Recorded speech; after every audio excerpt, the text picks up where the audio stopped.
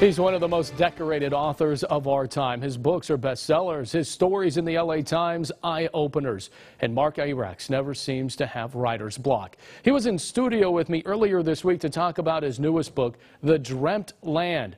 Now on shelves, Mark travels up and down California, meeting the people and exploring the land that make up our state's ag industry.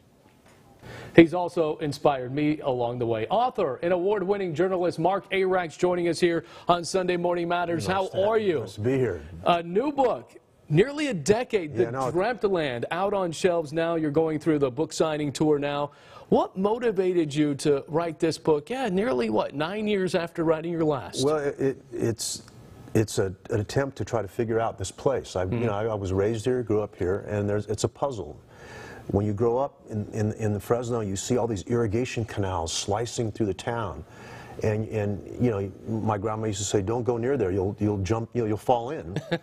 And where's that water going to? To whom? By what right? And these aren't questions that you ask yourself as a kid. And so I thought, well, let's. All my stories are explorations of place. And I started in Fresno and worked my way out. This one takes in the entire state, from Mount Shasta to Imperial, and it's all. And I just follow water and dust. That's what the subtitle is: chasing water and dust across California. And really, all of your characters are farmers for the most part in the book. And you know, chapter 1, as you said, is climate change. And I thought, wow, because that is going to be the center of attention in the presidential race of 2020. And if you ask any farmer, as you're telling me, climate change is real. A lot of farmers don't want to admit that, but when you go out, like I did with a farmer who farmed pistachios and almonds, and there was this one year in the middle of the drought where his pistachios need to be fertilized. The males had not fertilized the females.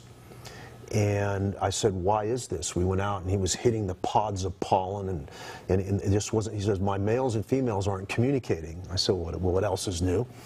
And I said, what is it? He said, it's climate change. We did not get enough chilling hours to put the nut tree to sleep. And if it doesn't sleep in winter, it does not come out in spring. And that's what happened. And he said it was climate change. And I said, do you dare utter those words? And he did. It's right there in chapter 1 in the book. And it goes on to tell so many stories, as you mentioned, and really the ag industry and our farmers are facing so many different challenges now than they used to in the past.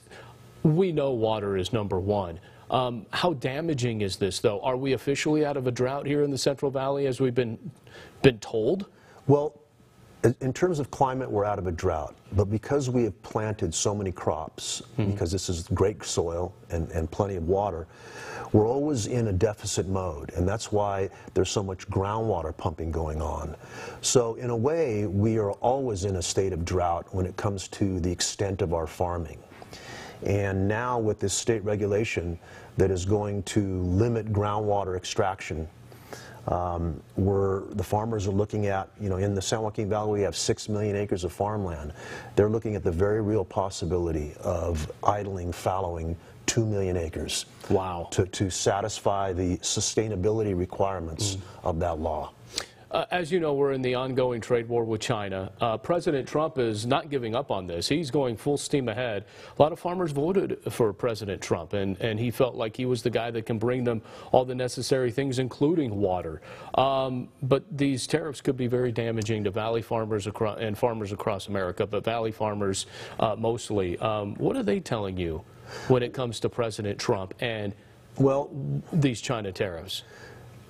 It starts with water. Trump came here and basically said there was no drought, and they knew that not to be the case. And he also promised that he was going to have the pumps turned on full blast from the Delta.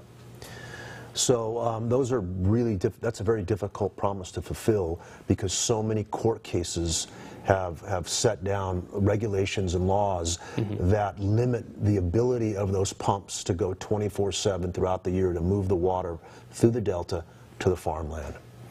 So there's that uncertainty. And then the tariffs bring a great deal of uncertainty, because we have put, as a valley, we put a big bet on nuts, for instance. Pistachios, almonds. Yeah. Almonds, there are probably 1.5 million acres of almonds in California now. That's a stunning figure. It's like a tripling in a decade or so. Okay. Those tariffs, much of the almonds and pistachios go to Asia.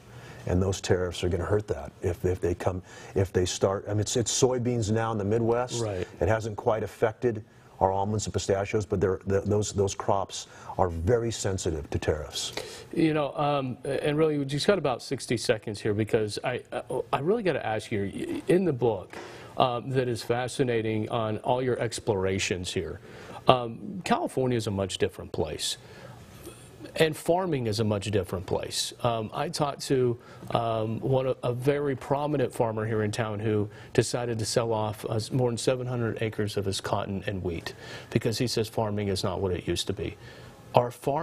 Is farming in California safe? Is it going to continue the way it has?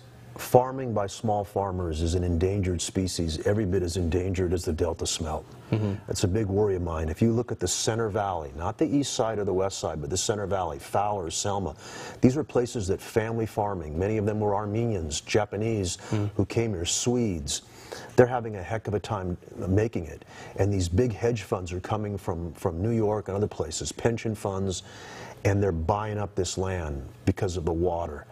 And that creates a very different kind of valley. When you lose that small farmer who lives on his land, is invested in that land, and all of a sudden it's being managed from afar in New York, we've lost the way of life. Well, I'll tell you what, it's a fascinating book. Can't wait to get my hands on it. You'll be doing a book signing in Visalia on Tuesday? Yes. All right. Yeah, thank you so much. It's a good time, and it's a great book. And as always, pleasure having you here. Yeah, thank you. Good to have you. Sunday Morning Matters, Yeah. Mark Arax. Thanks.